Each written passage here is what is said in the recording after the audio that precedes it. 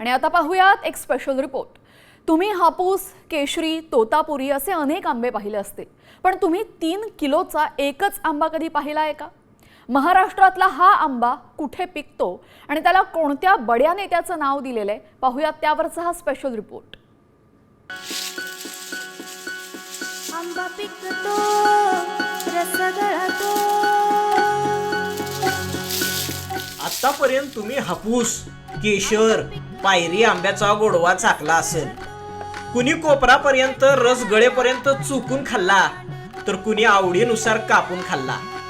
आता तुम्हाला असा आंबा दावतो जी बघितल्यावर तोंडाला पाणी तर सुटलच, पण डोळं बी आंब्यावानी मोठं होत्याला बरं का।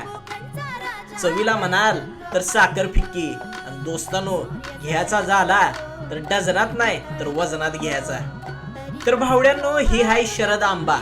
होय, शरद आंबा कसा आहे दणका, असा पाहिजे आंब्याचा रुबाब। बघून सुटलं का नाही तोंडाला पाणी? भयानो, ही साधा सुद्धा आंबा नाही, याचं वजन अर्धा 1 किलो नाही तर 3 किलो आहे। आंब्याचा थाटच निराळा, उन्हाचा ताप नको, अवकाळीचा फटका नको, फळावरची कीड नको, म्हणून शेतकऱ्यानं लढवली फक्कड शक्कल।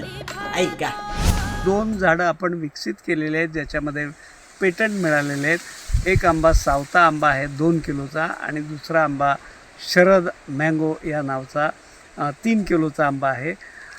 1992 साली मुख्यमंत्री असताना शरद पवार साहेबांनी महाराष्ट्रामध्ये पहिल्यांदा फळबाग लागवड योजना लागू केली। दोस्तानो, या आंब्याचं उत्पादन झालंय सोलापूरच्या माढा तालुक्यातल्या आरण गावात। होय, ही तीच आरण गाव आहे जी संत सावता माळीचं आहे।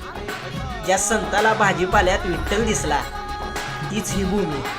मग काय, असा अनोखा प्रयोग इथं होणारच की।